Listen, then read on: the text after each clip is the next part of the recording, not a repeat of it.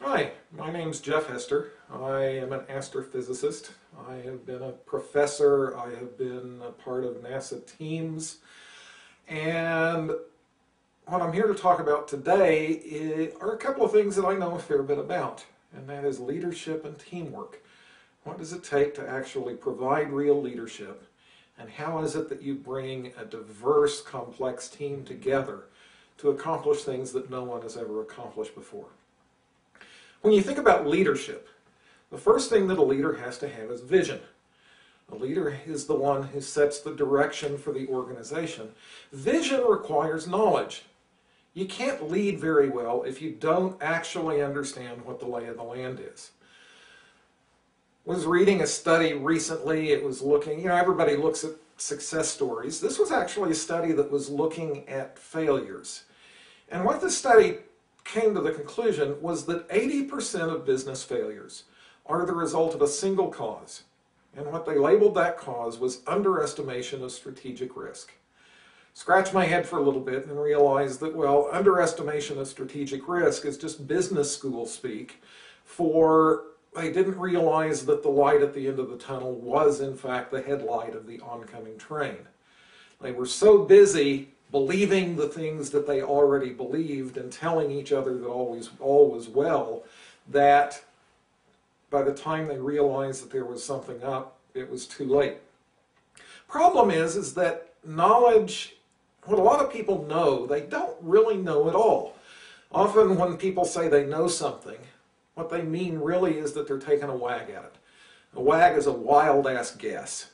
Some wags are just, I just know that it's true. That can turn into self-deception. Some wags are, we know that it's true. Everybody in this organization knows that it's true. Otherwise known as groupthink. Some wags, well, somebody told me it's true. Snake oil. Just because somebody told you it's true doesn't necessarily make it so. And finally, I just really want it to be true. Wishful thinking. The problem with wags is that none of them have anything whatsoever to do with what really is true. They're what we naturally do. In fact, psychologists have a fancy term for it. Psychologists will tell you about something called confirmation bias. What we tend to do as humans is we tend to go out and look for reasons to keep believing what we already believe. Look for people to tell us that we should keep doing what we're already doing. We look for yes men. The problem is that that's not how you kill a wag. That's how you feed a wag. If you actually care about whether the things that you think that you know are really true, you have to apply a completely different standard. The standard that you have to apply instead is knowing something means that I have tried very, very hard to show that it's wrong, but so far have failed. Let me say that again, because that's really the crux of it. If you really want to know something, don't go out and look for reasons to believe it. You'll do that anyway. But if you really care about it, go out and look for reasons not to believe it. If the idea is valid, if it's a good idea, it'll survive. Doesn't have anything to be afraid of. If it's a bad idea, if it can't survive that kind of scrutiny, then it's probably best that you get rid of it now rather than waiting until it bites you in the butt.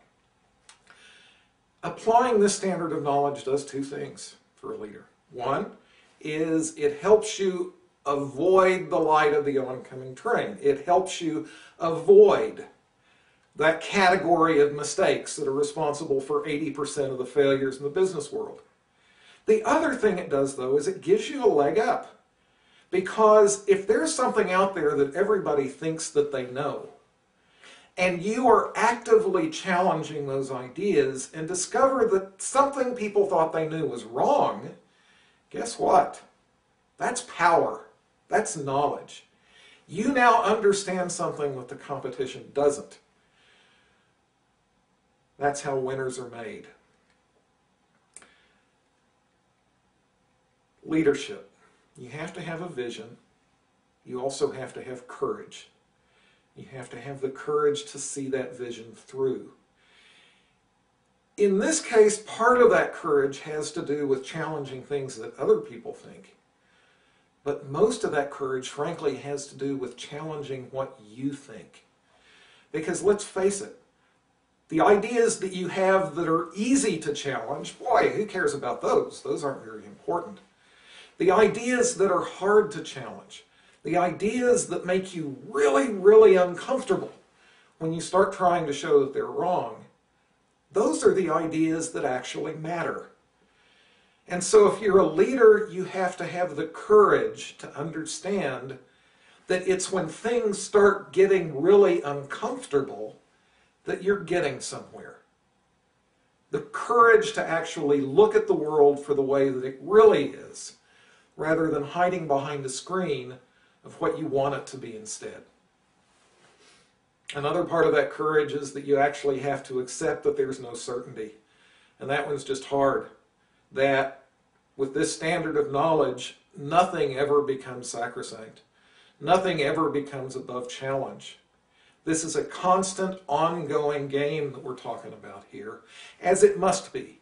Because let's face it, we are living in times where things are changing so rapidly that everybody knows that the assumptions from 5 years ago aren't good anymore. It's just that for the most part, they go on making those assumptions. Vision, courage, culture. Leadership means establishing a culture within your organization where everyone can get on board, where everyone understands that it's their job to constantly question their own assumptions, to constantly challenge their own ideas, to constantly become better, to constantly look for new opportunities to move the organization forward. That culture has to be led by example. At the very top, you have to understand this is what you're doing. But that culture also has to become a part of the teamwork of that organization. What happens with complex organizations, and I've seen this many times, is that different parts of the organization tend to break up into fiefdoms. Yeah, you've got the accountants over here, and they have one view of what really matters. And you've got the managers over here, and they've got a different view. And you've got the PR people over there, and they've got a different view. And quite often what happens with an organization is that all of those different fiefdoms have their own priorities and their own internal politics and their own everything. And half the time they're fighting each other. If you are going to have teamwork, what you have to do is you have to take that vision, you have to distill it down to a central, overarching goal for the organization. In the case of a sports team, it's pretty straightforward. You'd really like to have that championship ring. And what you then have to do is make everyone throughout the organization understand that each and every decision that they make has to be weighed against one question and one question only. Does this help us win the championship ring? If you do that, then their local, very parochial concerns become less important. The key there is you actually have to make them understand that the way for them to succeed personally is to have the team succeed, to have the organization succeed. And that the only way they can help the organization succeed is that they make certain that every decision they make, every action they take, moves the organization in the direction of that success. So you have to have a central goal. You have to have everyone understanding that what they do must be weighed against moving that goal forward. The only way that that can work is if everyone has a good understanding of where they fit into the organization. And that goes all the way from the CEO's office to the coaching staff, to the players, to the guy selling hot dogs in the stands. Every single one of those individuals has to understand not only what their part is, but some of the realities of what the accountants are doing, some of the realities of why the coaching staff is doing the kinds of things that it does, some of the realities that have to do with what you have to do to keep your fan base there, because they're an important part of the way that you actually win championships. Visibility is an essential thing if you're actually going to maintain focus on that central goal. That's not just imposed, it's something that's actually bought into. And the only way that you will actually get people to truly be team players is if they come to understand that the best way for them to further their own goals is to make sure that the team as a whole wins. Now, as I said, I'm an astrophysicist. Why listen to me about this kind of stuff? Well, in part I'm a problem solver. I often describe astrophysics as being an any port in a storm kind of science. You don't get to do nice little carefully constructed experiments. Instead, what I do by training and profession is look at the world around me, try to see patterns, try to make sense of those patterns, and try to use them to understand new things. That approach to looking at the world, that approach to seeing patterns, isn't just about looking at the stars. It's about looking at every aspect of the world around us. I've been a part of huge activities, as I've said. I've seen my work show up on postage stamp. Not everybody can say that they've seen their work show up on the cover of Time magazine. My work was recently selected as one of the 100 most influential photographs in history. I know what it feels like to do this in the real world. I know what it feels like to do this in a fishbowl.